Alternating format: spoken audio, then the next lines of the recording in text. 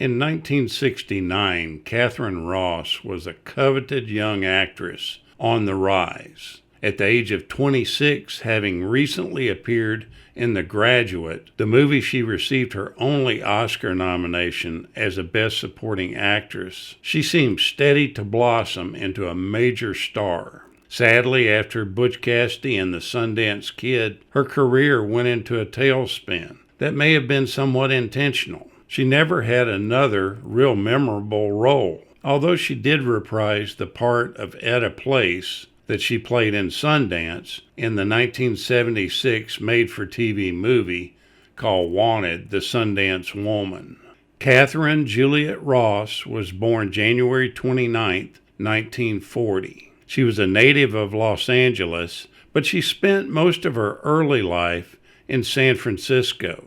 After attending Santa Rosa Junior College for 1 year, she joined the Actors Workshop in San Francisco and began appearing in theatrical productions. She stayed with the Actors Workshop for 3 years. One of the roles she played in The Balcony, she actually appeared nude on stage during the production. She married her first husband in 1960, but that only lasted about 2 years and ended in a divorce. While at the Actors Workshop, she began acting in a television series in Los Angeles to earn extra money. She was originally signed by Metro, and then she was dropped and picked up by Universal. In 1961, she auditioned for a role on West Side Story, but was unsuccessful in that venture. Her first television role was in Sam Benedict in 1962. She appeared in a variety of television shows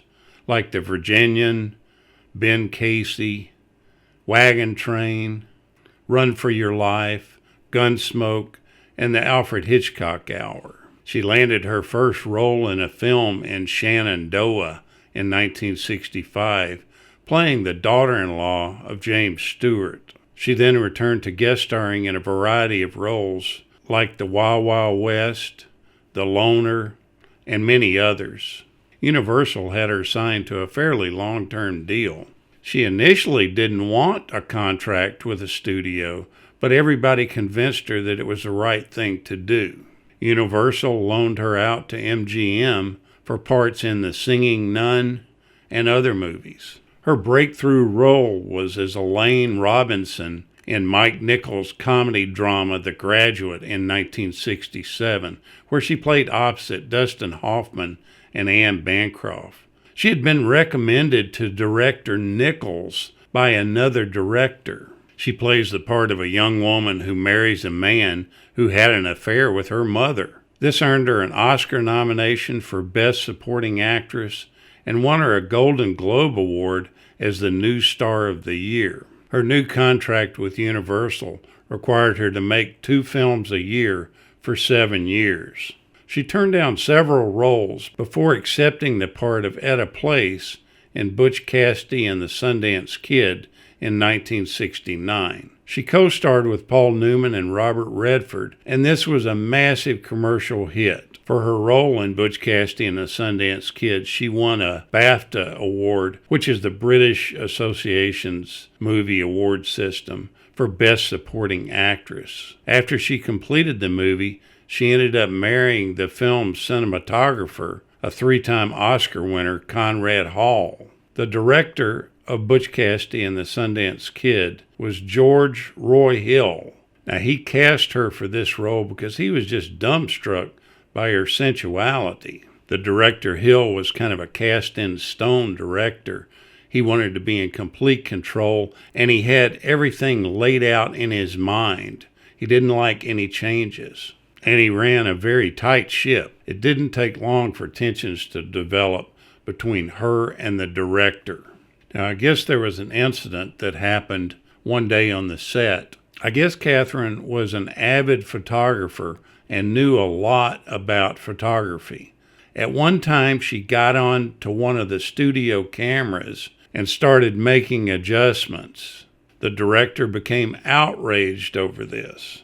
The director banned her from being on the set except when she was actually in the filming. The whole truth about what happened is not really known because herself and Hill have kept kind of quiet about it, other than the fact that the relationship was strained. Fortunately, none of that comes across on the screen. She adds a delightfulness to Paul Newman and Robert Redford. Ironically, although Etta was Sundance's girlfriend, the rapport between her and Paul Newman is stronger than the one between Ross and Redford. This was perhaps intentional.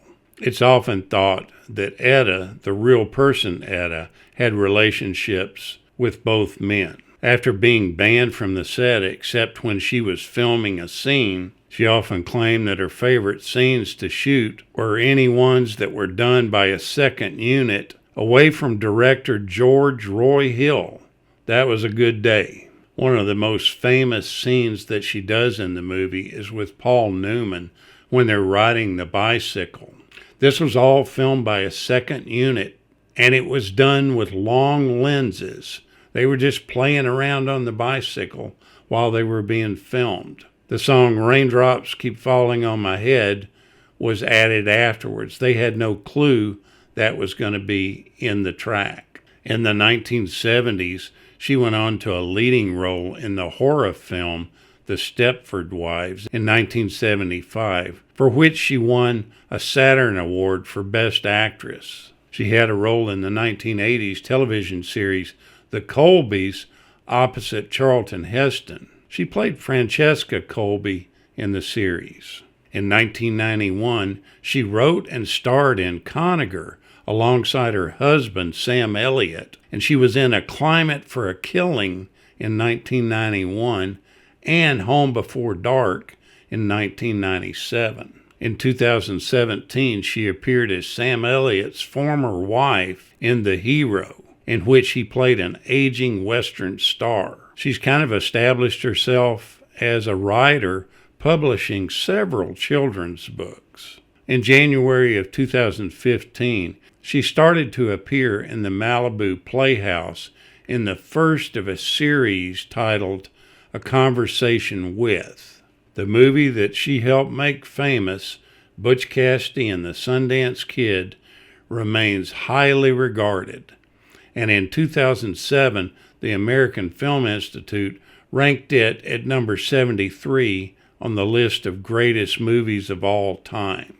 Thank you, Katharine, for your great roles that you've played, and especially the role of Etta on Butch Cassidy and the Sundance Kid. Thank you so much for watching, and we'll continue to chase the classics.